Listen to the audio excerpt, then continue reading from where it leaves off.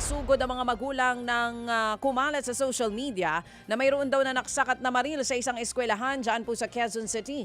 Sa isang video maririnig na napaiyak ang mga estudyante dahil nga sa takot na narinig daw galing sa pamamaril. Sa gitna po yan ng kumalat na social media post na may nanaksak daw na miyembro ng fraternity sa kanilang eskwelahan. Agad na nag-imbestiga ang Quezon City Police District at napag-alamang, naku po, fake news yan. Napag-alaman ding jackhammer sa kalapit po na construction site ang inakalang putok ng baril.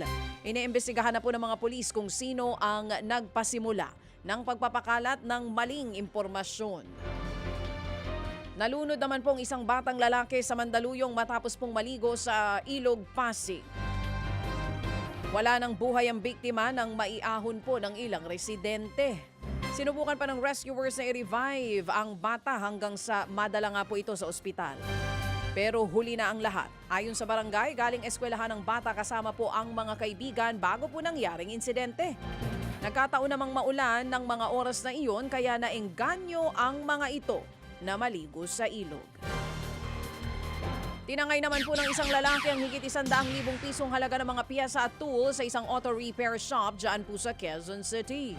Sa kuha nga ng CCTV, makikita po ang pagpasok ng isang lalaking walang suot na pang-itaas sa auto repair shop sa Barangay Commonwealth. Ilang sandali pa, agad niyang isinilid ang mga gamit sa loob po ng isang sako. Makikita rin ang paglabas ng lalaki habang bit-bit ang sako. Nang i-review po ang CCTV, napag-alamang tauhan pala sa shop ang kawatan. Sa follow-up operation, huli sa kanyang bahay ang suspect na si alias James. 3 buwan pa lamang namamasukan ng suspect sa kanyang amo. Maharap po sa reklamong qualified theft ang lalaki. Sa Quezon City pa rin, iimbestigahan po ng Quezon City Council ang konsehal na si Rani Ludovica. Matapos ang umano'y pang-iinsulto nito sa isang enforcer ng Land Transportation Office o LTO. Kinwestiyon din ni Ludovica o dito nga po sa nag-viral na video, nagalit si Ludovica nang tikita ng enforcer ang van na sinakyan po ng mga miyembro ng INC sa rally. Kinwestiyon din ni Ludovica kung bakit kailangang i-impound ang van. Ayon po sa Quezon City Council, bagamat may karapatan naman ang mga opisyal na magkwestiyon, dapat laging isinasagawa po ng may paggalang, profesionalismo at lubos na pagpapahalaga sa dignidad ng ating kapwa.